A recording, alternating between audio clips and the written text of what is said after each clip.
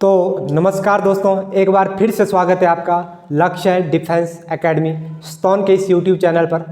आशा करता हूँ आप सब बहुत अच्छे होंगे। इससे पहले अगर आपने हमारा यूट्यूब चैनल सब्सक्राइब नहीं किया है तो चैनल को सब्सक्राइब कर लें, वीडियो को लाइक और शेयर जरूर करें क्योंकि यहाँ पर बात होती है सिर्फ स्टडी की। इससे पहले अगर आपने हमारी पिछली वीडियो नहीं देखी है जो हमने हैशटैग चलाया था से श्वेताब गंगवार, तो वो वीडियो ज़रूर देख लें और जाने की आखिर क्या है वो पूरी कहानी। तो आज हम शुरू कर रहे हैं क्या, करंट अफेयर। पहला प्रश्न है हमारा, हाल ही में किसे 2022 के यूनेस्को शांति पुरस्कार से सम्मानित किया गया। पहले मैं बता दूं ये हमारा साप्ताहिक करंट अफेयर है, यानी 7 दिनों का करंट अफेयर एक साथ और टॉप के प्रश्न जिसमें और भी बहुत सारे स्टैटिक्स और करंट अफेयर के प्रश्न हम कवर करते हैं। यानी 5 या 10 प्रश्न में हम लगभग 100 से 200 प्रश्नों को कवर करते हैं, फिर चाहे करंट अफेयर के हो चाहे स्टैटिक्स के हो। तो ये साप्ताहिक करंट अफेयर की वीडियो है। तो देखिए पहले प्रश्न को समझ लो, हाल ही में किसे 2022 के यूनेस्को शांति पुरस्कार से सम्मानित किया गया।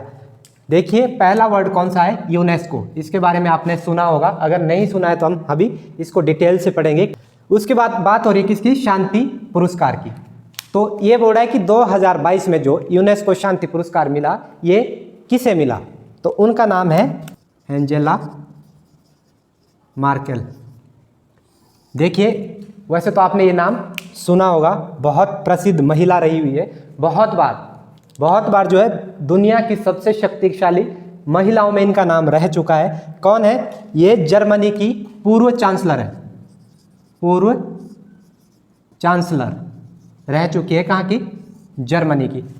तो अब इनको क्यों मिला शांति पुरस्कार, इसके पीछे की कहानी भी जान लेते हैं। क्योंकि इनका जो बहुत बड़ा योगदान रहा है किसके लिए, शरणार्थियों के लिए, शरणार्थियों को स्थान देने के लिए अपने देश में।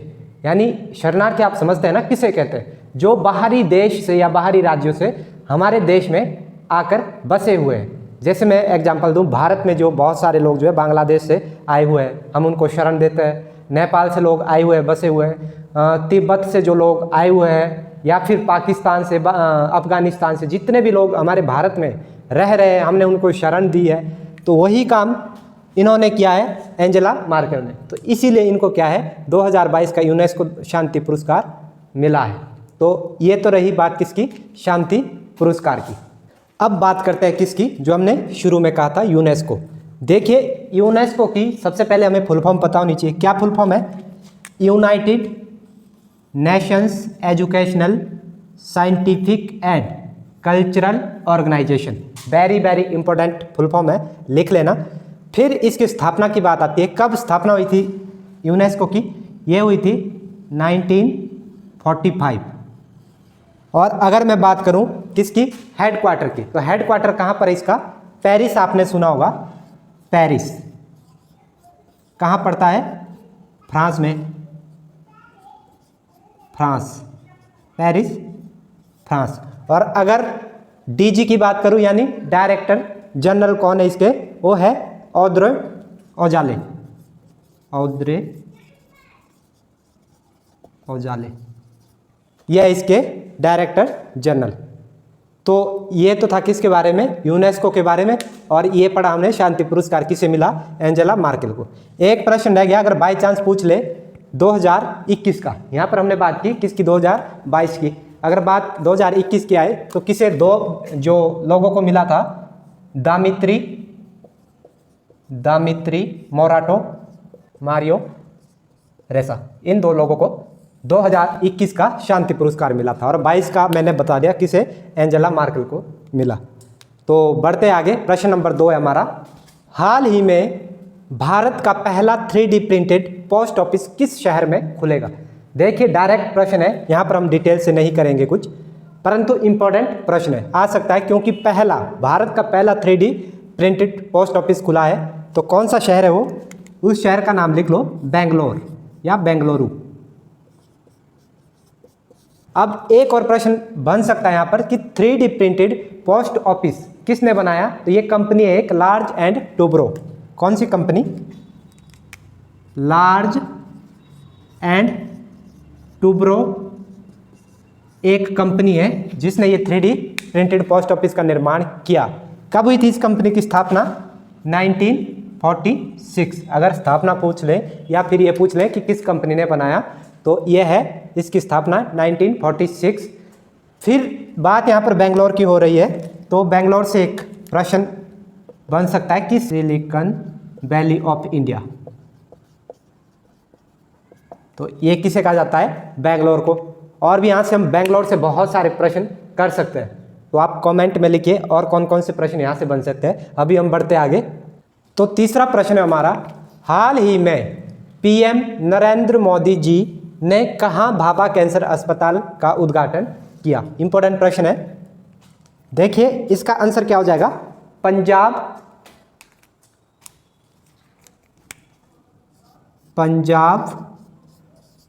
और पंजाब के कहाँ? मोहाली में। मोहाली तो आपने सुना होगा, मोहाली एक बहुत प्रसिद्ध जगह है और ज़्यादातर आपने इसको मोहाली स्टेडियम के नाम से सुना होगा अगर क्रिकेट के शौकीन होंगे। तो देखिए प्रश्न था, पीएम नरेंद्र मोदी ने कहाँ भाभा कैंसर अस्पताल का उद्घाटन किया? तो कहाँ पर किया? पंजाब के मोहाली में। अब जो क्या है ये भाभा कैंसर अस्पताल, देखिए इसका जो सीधा सीधा संबंध है, पहले तो आपको पता ही चल रहा होगा कि किससे संबंधित है? कैंसर से संबंधित। यानी यहाँ पर जो है हर प्रकार का जो कैंसर है उसका इलाज किया जाएगा। और इसका जो सीधा सीधा लाभ है किन को मिलने वाला है? देखिए हिमाचल प्रदेश, पंजाब और हरियाणा, ये 3 राज्य तो ऐसे हैं जिनको बिल्कुल सीधा सीधा इसका लाभ होने वाला है, क्योंकि इन तीनों के लिए बहुत नज़दीक है। उसके बाद भी जो बहुत सारे इर्द गिर्द वाले राज्य वो भी इसका फायदा उठाएंगे। उसके बाद फिर बात आती है मोहाली की। तो जो ये नाम है मोहाली, देखिए मोहाली स्टेडियम हमने बहुत बार सुना है, परंतु अब उसका नाम चेंज हो गया है। मोहाली स्टेडियम का नया नाम क्या हो गया है? लिख लो, इंपॉर्टेंट प्रश्न है। Balbir Singh senior stadium. किसका नाम? मोहाली स्टेडियम का नया नाम हो गया है बलबीर सिंह सीनियर स्टेडियम। तो ये इंपॉर्टेंट प्रश्न है। फिर उसके बाद यहाँ पर बात किसकी हो रही है? कैंसर की। तो कैंसर दिवस आपको पता होना चाहिए कि कैंसर दिवस कब मनाया जाता है। डायरेक्ट प्रश्न कई बार आ जाता है। तो कैंसर दिवस मनाया जाता है हमारा 4 फेब, यानी 4 फरवरी को हमारा कौन सा दिवस मनाया जाता है? कैंसर दिवस। दिवस हम बहुत बार करंट अफेयर में करते हैं, तो दिवस के तो आपको टिप्स पर याद हो जाने चाहिए। उसके बाद यहाँ से एक प्रश्न अलग बन रहा था, परंतु मैंने इसको इसी में कंबाइन कर दिया क्योंकि हम ज़्यादा प्रश्न नहीं बनाना चाहते। तो देखिए, India economy from Nehru to Modi a brief history नामक बुक किसने लिखी? डायरेक्ट प्रश्न आ जाता है, क्योंकि ये थोड़ा नेहरू और मोदी से संबंधित था तो हमने इसको यहाँ पर लिंक कर दिया, नहीं तो ये अलग से एक प्रश्न बन जाता। तो ये डायरेक्ट प्रश्न आप नोट कर लो। कौन सा है? पुलाफे बालकृष्णन। पुलाफे बालकृष्णन ने क्या है, ये बुक लिखी, कौन सी? India economy from Nehru to Modi a brief history, जिसमें इन्होंने इंडिया की जो अर्थव्यवस्था के बारे में है, कहाँ से लेके जब पहले प्रधानमंत्री थे और मोदी जी तक, यानी आज तक, इन्होंने इसके बारे में दर्शाया कि इंडिया की जो इकोनॉमी है क्या थी और आज क्या है, नेहरू से लेके मोदी जी तक। तो बढ़ते आगे, अगला प्रश्न है हमारा, प्रश्न नंबर 4। हाल ही में रेमन मैग्सेसे पुरस्कार 2022 किसे दिया गया? वेरी वेरी इंपॉर्टेंट प्रश्न है, किसी ना किसी एग्जाम में आना तय है। ये लिख कर ले लो, जितने भी प्रश्न करवा रहा हूँ, चाहे फिर हिमाचल प्रदेश सेक्रेटरीट का पेपर हो, क्लर्क का पेपर हो, JOAIT का पेपर हो, या टेट JBT टेट हो, JBT कमीशन हो, या BEd टेट हो, BEd कमीशन हो, कोई भी एग्जाम हो, ये जितने भी करंट अफेयर करवा रहा हूँ उनमें से सारे के सारे प्रश्न किसी ना किसी एग्जाम में आने तय है। इसलिए अपने नोट्स बना लो और अच्छे से प्रश्नों को समझ लो। देखिए बात हो रही है हाल ही में रेमन मैग्सेसे पुरस्कार 2022 किसे दिया गया? तो कितने लोगों को दिया गया? 4 लोगों को। और वो 4 लोग कौन कौन से हैं? देखिए पहले नंबर पर किसे मिला? Bernadette Madrid. दूसरे नंबर पर बदाशी हथोरी। तीसरे कौन है? सोथियारा छिम। और चौथा गेरी बेनचेंगी। नाम थोड़े अजीब है, परंतु क्या है, रटना पड़ेगा। इसमें आप ट्रिक लगा सकते हैं, अपनी बना सकते हैं कुछ ना कुछ। मैं यहाँ बना तो लूँगा परंतु समय ज़्यादा लगेगा, इसलिए आप कुछ भी ट्रिक बना लेना जिससे आपको ये याद रहे। ये एक नाम मैंने लाल इससे लिखा है पहले ही। ये क्यों लिखा है? क्योंकि ये इसमें एकमात्र फीमेल है, महिला, बाकी ये तीनों क्या है? पुरुष। एक बार फिर से बता रहा हूँ, बर्नाडेट मैड्रिड, तदाशी हथोरी, सोथियारा छिम और गेरी बेंचेंगी, ये 4 ऐसे महान जो व्यक्ति है जिन्हें कौन सा रेमन मैग्सेसे पुरस्कार 2022 मिला। तो ये तो थी उन 4 व्यक्तियों की। अब बात कर लेते हैं जो इससे कुछ अलग प्रश्न बनते हैं। तो इससे संबंधित कुछ प्रश्न है। सबसे पहला प्रश्न बनता है कि किसके द्वारा दिया जाता है। तो ये पॉइंट लिख लो, जो रेमन मैग्सेसे पुरस्कार है ये फिलीपींस सरकार देती है। कौन सी? फिलीपींस। फिलीपींस सरकार द्वारा दिया जाता है। क्यों दिया जाता है और किसको दिया जाता है, ये इंपॉर्टेंट पॉइंट है 2।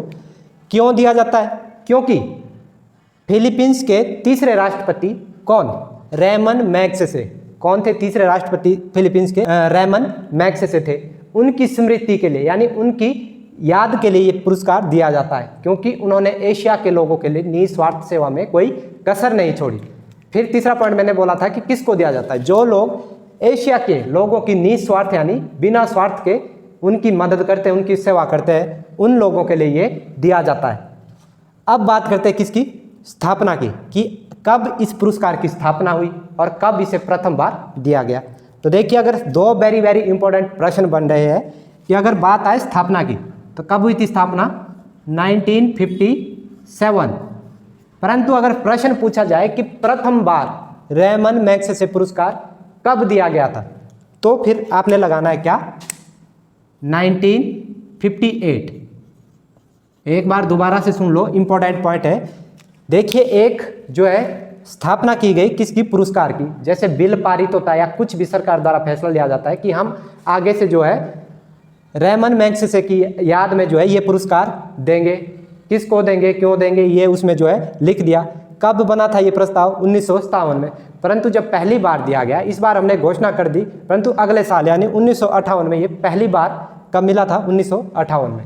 अब प्रश्न बनता है कि प्रथम भारतीय, हम भारत में रह रहे हैं तो भारत से प्रश्न ज़्यादा बन सकता है। तो क्वेश्चन बनेगा कि रेमन मैग्सेसे पुरस्कार प्राप्त करने वाले प्रथम भारतीय कौन थे? तो उनका नाम है विनोबा भावे। विनोबा भावे इंपॉर्टेंट प्रश्न है, ये नोट कर लो, विनोबा भावे।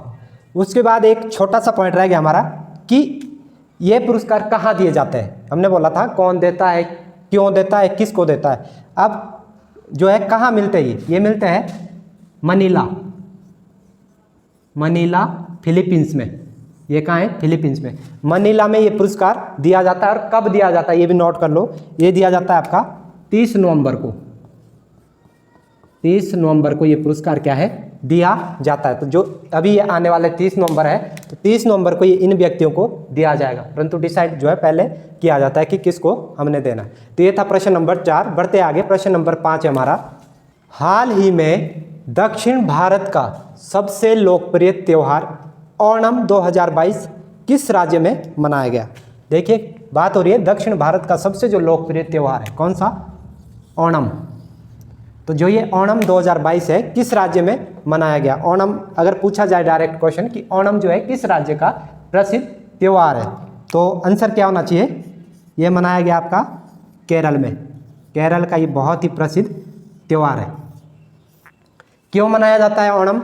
देखिए, फसलों की अच्छी उपज के लिए, यानी हमारी फसल क्या है? अच्छी हो, उसके लिए क्या मनाया जाता है? ओणम त्यौहार। फिर यहाँ से जो है 2 प्रश्न और इम्पोर्टेंट हो जाते हैं। यहाँ पर बात हो रही है किसकी? त्योहारों की। तो एक है त्रिशूर पूरम, एक है हमारा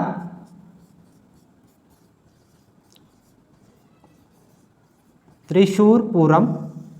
यहाँ के 2 और प्रसिद्ध त्यौहार कौन कौन से हैं? त्रिशूर पूरम उत्सव और अट्टकल पोंगल त्यौहार। ये यहाँ के 2 और अन्य प्रसिद्ध त्यौहार है। देखिए, यहाँ पर अट्टकल पोंगल त्यौहार है, इससे हम लिंक करके करेंगे कि एक क्या है? पोंगल त्यौहार। अगर आ जाए पूरा प्रश्न अट्टकल पोंगल त्यौहार कहाँ मनाया जाता है, तो मनाया जाता है केरल में। परंतु अगर सिर्फ प्रश्न आए पोंगल त्यौहार, तो आपने आंसर क्या लगाना है? तमिलनाडु। तमिलनाडु। और जब बात तमिलनाडु की होती है तो हम बात हमेशा करते हैं किसकी? मदुरै। मदुरै। और मदुरै क्यों हम यहाँ पर लेते हैं? क्योंकि जो त्योहारों का जो शहर है वो किसे कहा जाता है? यहाँ त्योहार की बात हो रही है, तो त्योहारों का शहर लिख लो ये प्रश्न, त्योहारों का शहर किसे कहा जाता है? मदुरै को। तो ये इंपॉर्टेंट प्रश्न है। उसके बाद जिस प्रकार से पोंगल, अटकल पोंगल त्योहार और पोंगल त्योहार दोनों सेम सेम है, उसी प्रकार एक और नाम है पुष्कर मेला और कौन सा? पुष्कर फेस्टिवल। दो अलग अलग नाम है, पुष्कर मेला और पुष्कर फेस्टिवल। देखिए जब बात आए किसकी? पुष्कर मेला की, तो आप क्या लगाएंगे? अजमेर।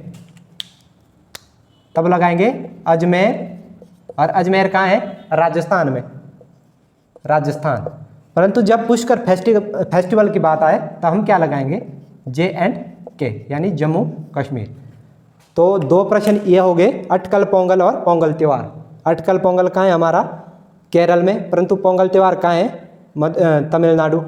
और अगर पुष्कर मेला पूछे तो अजमेर राजस्थान, और पुष्कर फेस्टिवल पूछे तो JNK।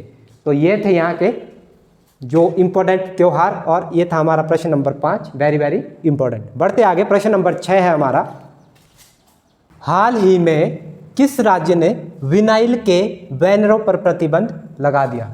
देखिए विनाइल के बैनर आप समझते होंगे, जो आपने बैनर देखे हुए वो किसके होते हैं? बने हुए प्लास्टिक के, विनाइल के बैनर। उस पर क्या है? अब प्रतिबंध लगा दिया है। किसने लगाया? उसका आंसर लिख लो, कौन सा वो राज्य है? वो है हमारा आंध्र प्रदेश। देखिए आपको पता होगा कि पूरे भारत में क्या है? प्लास्टिक बैन के लिए आंदोलन चला हुआ है। उसी प्रकार से आंध्र प्रदेश राज्य ने भी एक शुरुआत की है इस आंदोलन की, जिसमें विनाइल के बैनरों के ऊपर क्या है? प्रतिबंध लगा दिया गया है। तो जैसा कि आपने अभी पीछे प्रश्न जो मैंने करवाया था, अगर आप डेली हमारे करंट अफेयर की वीडियोस देख रहे हैं, तो हमने एक प्रश्न करवाया था कि 1 जुलाई से पूरे भारत में क्या है? प्लास्टिक को बैन किया गया है। 1 जुलाई 2022 से प्रश्न आ सकता है कि प्लास्टिक के ऊपर पूर्ण प्रतिबंध कब से लगाया गया है? यानी 1 जुलाई 2022 से जो है पूरे भारत में प्लास्टिक को बैन किया गया है। ये तो था एक प्रश्न, किससे संबंधित? प्लास्टिक से संबंधित। दूसरा प्रश्न बनता है कि हाल ही में एक योजना चलाई है, किस सरकार ने? हिमाचल प्रदेश सरकार। इसलिए इंपॉर्टेंट हो जाता है क्योंकि हम हिमाचल से बिलोंग करते हैं, तो हिमाचल के किसी ना किसी एग्जाम में ये प्रश्न आ जाता है। तो कौन सा प्रश्न है? जो single use plastic by bank योजना है, मैंने करवा रखा single use plastic by bank योजना, किस सरकार ने चलाई है? हिमाचल प्रदेश सरकार ने। जिसमें मैं आपको हर बार बताता हूँ कि इसमें जो है प्लास्टिक को इकट्ठा किया जाएगा और उनको स्कूल या कॉलेज में जमा करवाया जाएगा, जिसके बदले आपको उस कूड़े के बदले कुछ आपको राशि दी जाएगी, पैसे दिए जाएंगे। तो ये वो योजना थी। अब बात करते हैं कि ये प्लास्टिक की जो खोज है किसने की थी? ये एक ब्रिटिश था, कौन? Alexander parks. अलेक्जेंडर पार्कस नाम का एक ब्रिटिश था जिसने प्लास्टिक की खोज की थी। कब? 1855, 1855 में। तो ये प्रश्न भी आ सकता है यहाँ पर बात जब हम प्लास्टिक की कर रहे हैं। तो ये तो थी अभी तक प्लास्टिक की बात। अब कर लेते हैं आंध्र प्रदेश की बात। देखिए आंध्र प्रदेश की सबसे पहले अगर कैपिटल की बात की जाए तो इसकी अमरावती, अमरावती। परंतु अभी काम कहाँ चल रहा है? हैदराबाद में। अभी शिफ्ट नहीं हुई है, तो इसलिए अभी कौन सी है? हैदराबाद। परंतु हम राजधानी क्या लगाएंगे? अमरावती है। किसकी राजधानी? आंध्र प्रदेश की। उसके बाद अगर सीएम की बात की जाए तो सीएम कौन है यहाँ के? YS जगनमोहन रेड्डी या जगनमोहन रेड्डी, ये है यहाँ के कौन? सीएम। अब देखिए नए जिले यहाँ पर मैंने लिखा है, नए जिले। पहले कितने जिले थे यहाँ? 13 जिले थे। परंतु अभी हाल ही में मैंने एक अगर आपको याद होगा, मैंने एक प्रश्न करवाया था लेटेस्ट कि इसमें 13 और जिलों को क्या है? ऐड कर दिया गया है। यानी 13 जिलों को तोड़कर नए और 13 जिले ऐड किए गए हैं। तो अब यहाँ पर जिलों की संख्या कितनी हो गई है? 26। और फिर उसके बाद अगर यहाँ पर आंध्र प्रदेश की बात करूँ तो प्रश्न आ जाता है कि भाषा के आधार पर गठित होने वाला भारत का पहला राज्य कौन सा था? तो वो था हमारा आंध्र प्रदेश, जो भाषा के आधार पर बना था। तो ये था प्रश्न नंबर 6। बात करते हैं प्रश्न नंबर 7 की। प्रश्न नंबर 7 है हमारा, हाल ही में किस राज्य में दुनिया का, देखिए भारत की बात नहीं हो रही है, किसकी हो रही है, दुनिया की, दुनिया का सबसे बड़ा धार्मिक स्मारक बनेगा। हाल ही में किस राज्य में दुनिया का सबसे बड़ा धार्मिक स्मारक बनेगा। तो ये अपने आप में बहुत बड़ी बात है, जहाँ तो विश्व जुड़ जाए। एक होता है भारत में सबसे बड़ा, सबसे पहला, सबसे आगे, सबसे पीछे, एक है दुनिया में, दुनिया का सबसे बड़ा धार्मिक स्मारक बनेगा। तो पहले राज्य का नाम लिख लेते हैं, कौन सा राज्य हो, पश्चिम बंगाल, पश्चिम बंगाल।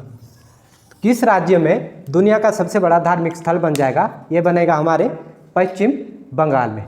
देखिए वैदिक तारामंडल का यह मंदिर, किसका, वैदिक तारामंडल का यह मंदिर मायापुर के नादिया नामक एक जगह है, मायापुर में,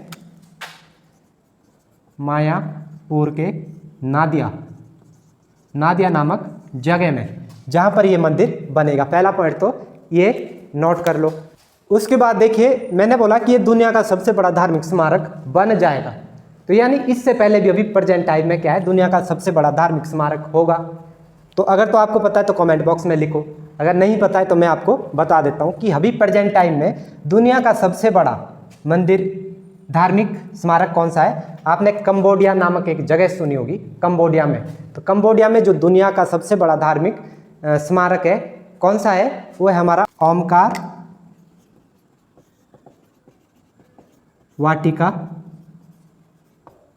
मंदिर, और ये कहाँ है, कंबोडिया में।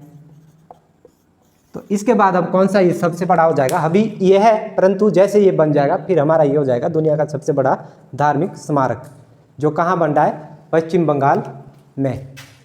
देखिए अब बात आ जाती है इसके उद्देश्य की। जब कोई चीज़ बनती है तो उसके पीछे कुछ ना कुछ उद्देश्य जरूर होता है, आखिर क्यों बनाया जा रहा है। देखिए वैदिक संस्कृति को, वैदिक जो संस्कृति है उसके प्रति लोगों को जागृत करने के लिए, ताकि लोगों में जो है जागरूकता आए, उसके लिए इस जो धार्मिक स्मारक का निर्माण हो रहा है। तो यही इसका उद्देश्य है, यानी वैदिक संस्कृति के बारे में लोगों को क्या है, जागरूक करना, ये इसका मेन उद्देश्य है। उसके बाद मैं आपको बता दूं कि ये जो चीज़ है किससे जुड़ी हुई है, या किस देवता या किस भगवान से संबंधित है, यह है श्री कृष्ण, श्री कृष्ण भगवान से संबंधित मंदिर। उसके बाद जहाँ पर बात आती है श्री कृष्ण भगवान जी की, तो यहाँ पर एक नाम जुड़ा होता है इस्कॉन, इस्कॉन, जिसके जो संस्थापक है कौन है, श्रील प्रभुपाद। ये कौन है, इसके संस्थापक, किसके, इस्कॉन के। इंपॉर्टेंट चीज़ है ये इस्कॉन, अगर आपने सुनी होगी। इस जो धर्म को मानते हैं बहुत सारे हमारे भारतीय जो इस्कॉन में जाते हैं और इस धर्म को अपनाते हैं। इसमें क्या होता है कि लहसुन जो होता है उसको भी, मैंने बहुत सारे लोगों को देखा है कि इसका भी त्याग कर देते हैं। बहुत सारी चीज़ें होती है, परंतु मुझे इतना पता है कि लहसुन वगैरह उसमें नहीं खाते हैं। तो देखिए अब बात करते हैं किसकी, पश्चिम बंगाल की। ये तो था इसके बारे में, अब आ जाते हैं हम अपने पश्चिम बंगाल पर। सबसे पहले कैपिटल, कैपिटल क्या है सबको पता होना चाहिए। पश्चिम बंगाल की जो राजधानी है कहाँ है, ये है हमारी कोलकाता या कलकत्ता, जो भी आपने लिखना है बस याद होना चाहिए, कलकत्ता। कलकत्ता किस नदी के किनारे है, डायरेक्ट प्रश्न आ सकता है। तो ये है हमारी हुगली नदी, आपने सुना होगा, हुगली नदी के किनारे कौन सा शहर है, कलकत्ता शहर। फिर बात कर लेते हैं सीएम की। कौन है यहाँ की सीएम, ममता बनर्जी, ममता बनर्जी। इनके बारे में भी आपने अच्छे से सुना होगा। कौन थी ये, भारत की, नया क्वेश्चन हो सकता है आपके लिए अगर सुना नहीं है, भारत की पहली रेल मंत्री, पहली रेल मंत्री कौन थी, ममता बनर्जी। ये प्रश्न नोट कर लेना। उसके बाद यहाँ से एक और प्रश्न बनता है कि अभी हाल ही में यहाँ पर नए 7 जिलों का गठन हुआ है, कितने, 7। तो प्रश्न बन जाता है कि पहले कितने थे, 23, और अब 7 और जुड़ गए तो अब टोटल कितने हो गए, 30। तो ये हर प्रकार से प्रश्न नोट कर लेना। पहले 23, फिर 7 नए बने, अब कितने हो गए, 30। इससे पहले हमने आंध्र प्रदेश के किए, कितने, 13 + 13 यानी 26 हो गए, वहाँ 13 नए बने। बाकी यहाँ से एक और इम्पोर्टेंट प्रश्न बनता है, पियाली बैसाख, देखिए अगर आपने सुना होगा तब तो आप समझ गए होंगे कौन है ये प्याली बसाक। अभी तक आपने सुना होगा कि माउंट एवरेस्ट पहले महिला, पहले पुरुष, पहले विकलांग या पहले कुछ भी, परंतु इन्होंने क्या किया कि बिना ऑक्सीजन सपोर्ट के, आपको पता है कि 2-2 3-3 ऑक्सीजन सिलेंडर खत्म हो जाता है जब हम माउंट एवरेस्ट की चढ़ाई पर चढ़ते हैं, परंतु ये जो प्याली बसाक है हालांकि सिलेंडर ले गए होंगे, कई बार इमरजेंसी में ज़रूरत पड़ती है, परंतु बिना प्रयोग किए ऐसी पहली भारतीय बनी है कौन, प्याली बसाक, जो माउंट एवरेस्ट पर चढ़ी बिना सिलेंडर के। तो ये प्रश्न नोट कर लेना। अगला प्रश्न हमारा प्रश्न नंबर 8, हाल ही में 31वें व्यास सम्मान से किसे सम्मानित किया गया। ये भी क्या है, इंपॉर्टेंट प्रश्न है। पहले नाम लिख लो, डॉक्टर असगर वजाहत। क्या नाम है, डॉक्टर असगर वजाहत। अजगर मत कर देना, क्या है, डॉक्टर असगर वजाहत। ये तो है प्रश्न का आंसर जो हमसे पूछा गया था। बाकी एक चीज़ और मैं यहाँ पर क्लियर कर दूँ, ये 2021 का है, नोट करना, क्योंकि कोरोना के समय में उस समय नहीं दिया गया था। तो ये 2021 का क्या है, व्यास सम्मान है। 2022 का अब जाके मिलेगा, परंतु जो 2021 का है वो भी क्या है, अब दिया जा रहा है। तो 2022 का तो थोड़ा लेट ही मिलेगा। किसको मिला, डॉक्टर असगर वजाहत को। किसके लिए मिला, देखिए एक नाटक का नाम है, नाटक महाबली। महाबली ये नाटक है, कौन सा, महाबली, जिसके लिए इनको डॉक्टर असगर वजाहत को ये पुरस्कार दिया गया। अब बात करते हैं इस पुरस्कार की। देखिए इसकी शुरुआत कब की गई थी, 1991 में। 1991 में क्या है, ये पुरस्कार पहली बार दिया गया था। और किसके द्वारा दिया जाता है, ये के बिरला फाउंडेशन। एक कंपनी है, कौन सी, के बिरला फाउंडेशन, जिसके द्वारा ये पुरस्कार दिया जाता है। और ये जो भव्य पुरस्कार है किस में दिया जाता है, हिंदी साहित्य के लिए, यानी हिंदी भाषा या हिंदी साहित्य के लिए ये पुरस्कार दिया जाता है। तो ये पॉइंट भी नोट कर लेना। प्रश्न बन सकता है कि जो व्यास सम्मान पुरस्कार है वो किस भाषा के लिए दिया जाता है, तो ये दिया जाता है हमारे हिंदी साहित्य के लिए। तो ये था हमारा प्रश्न नंबर 8। तो इसी के साथ आज का जो करंट अफेयर हम समाप्त करते हैं। आज के लिए बहुत है 8 प्रश्न, नहीं तो वीडियो बहुत लंबी हो जाएगी।